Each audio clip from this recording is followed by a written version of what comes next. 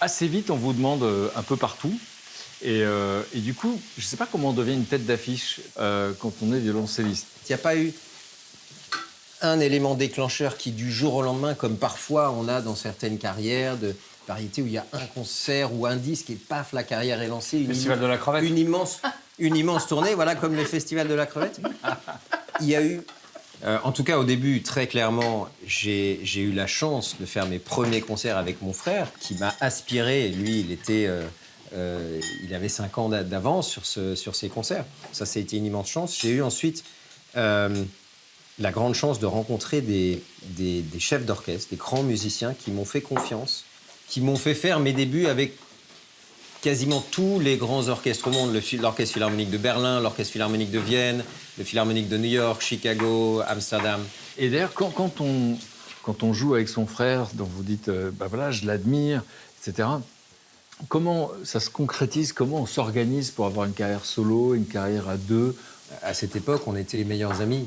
C'était un privilège, c'était le rêve de pouvoir jouer tous ces concerts ensemble. C'était d'une facilité extraordinaire, jusqu'à un jour où je pense qu'on a eu besoin d'ouvrir son propre chemin. Et je pense que moi aussi, en tant que petit frère, j'ai eu besoin peut-être aussi qu'on m'écoute d'une certaine manière. C'était important pour moi de pouvoir développer ma propre voix. Et ce qui est incroyable, c'est qu'au moment où vous décidez de faire des choses un peu seul, dès le début, à l'âge de 20 ans, vous obtenez une victoire de la musique. Voilà, on s'envole, le monde s'ouvre à nous, c'est extraordinaire. Je savoure ça, et de l'autre côté, toujours avec cette responsabilité de se dire je ne dois pas non plus décevoir.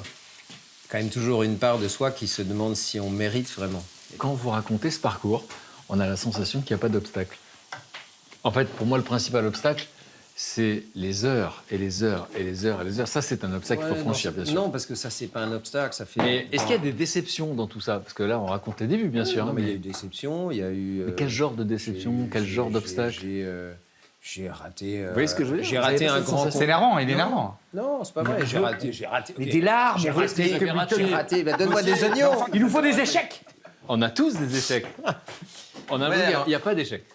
Honnêtement. Si, mais il y a des échecs, ça dépend ce qu'on appelle un échec. J'ai raté un concours, j'ai eu un deuxième prix à un autre concours. Voilà, j'ai aussi raté des concours et on apprend. Après, j'ai traversé une période qui a été très difficile.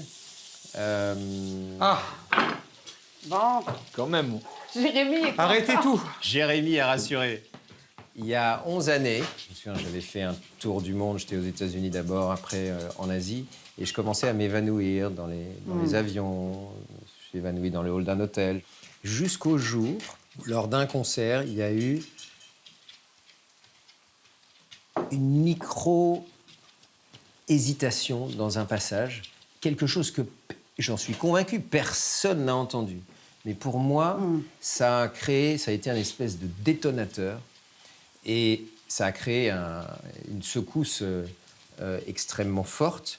Je me souviens de cette tournée qui a commencé magnifiquement et qui s'est terminée dans une immense souffrance, parce que des œuvres que je connaissais si bien et pour lesquelles j'avais jamais eu le moindre trac, je me retrouvais tétanisé à ne pas pouvoir rentrer sur scène. Et je me souviens de nuits entières, j'étais en Corée du Sud.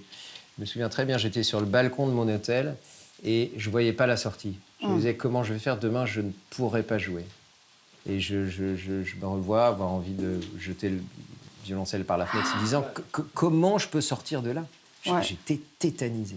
Et en fait, ça a duré 3 ou 4 mois extrêmement difficiles où chaque concert a été une véritable lutte. Mais jusqu'au moment où je rentrais sur scène, j'en dormais pas de la nuit. Je ne savais pas comment j'allais pouvoir faire. Ce qui a été incroyable, c'est que personne ne s'en est aperçu. C'est dingue. T'as vécu ça Alors, tout pour seul. vous, c'était une évidence que c'était cette moi, ça a été- qu'elle se voyait dans votre tête. Pour moi, ça a été extrême. Les premières semaines et mois ont été extrêmement difficiles. C'est pour ça que moi, j'ai associé ça à un burn-out. Et j'ai réussi à le transformer en force. Et chaque concert, j'avais l'impression que je gagnais 1% de confiance. Ça a été très très long de regagner cette confiance en soi qui permet au final de rentrer sur scène, ou même si on a le trac. Je me permets de rebondir sur ce que tu dis parce que je vis un phénomène très particulier depuis quelques mois sur scène. Je suis en train de jouer et à des moments, en fait, j'arrive plus à être juste dans ce que je suis en train de faire. Je suis en train de me dire quelle est ma phrase d'après. Et c'est donc une peur qui est totalement incohérente. Mais depuis ça, quand j'arrête de jouer pendant plus de 2-3 semaines, j'ai cette sensation qui revient de je ne vais pas y arriver. C'est psychosomatique, en fait. Ça te parle de quelque chose que tu refuses d'entendre et que tu sais qui se passe, mais que tu refuses. Tu refuses la musique qui vient de toi, en fait. Écoute ton corps murmurer si tu ne veux pas l'entendre crier. Ouais. Cette phrase, elle m'a marqué.